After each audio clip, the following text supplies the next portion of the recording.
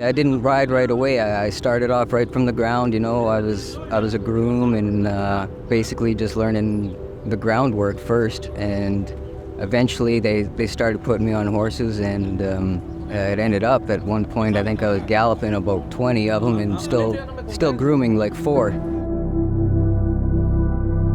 Initially, I just wanted to ride races, and then once I did and I got that bug in me, well, then I wanted to be the best. I started focusing every second of my life.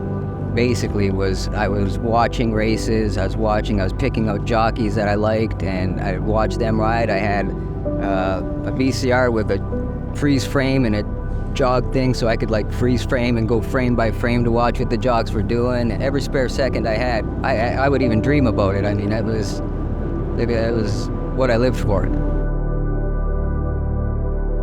You got to have a pretty good resume to be able to get a work visa to come here in the States. So I was almost on like a little bit of a hiatus from race riding, waiting for those papers.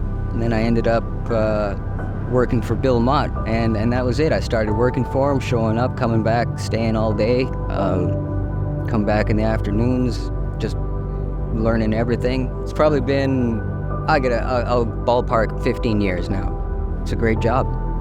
I had a little more success at Ellis Park, but I rode the last race I ever rode. I remember I had to get on my belly and ride like it was the Kentucky Derby, and I went by a nose. It was about 110 degrees with humidity. I come back, I didn't have an ounce of sweat on me. I said, I think that's about it. And I called my dad on the way home because I was doing the drive from there to Louisville. I said, Dad, that's it.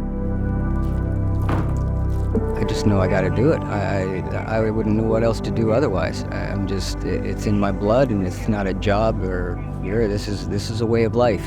And obviously, being around some of these very good horses makes it easier.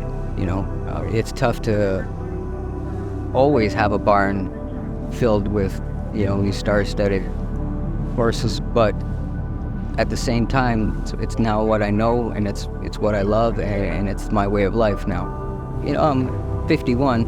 I'm sure the day is going to come where I probably can't get on any anymore, and I'm not looking forward to that. But if I could do it again, I'd do it the same way. Looking back at it for what I'm doing now, probably the best way it could have went.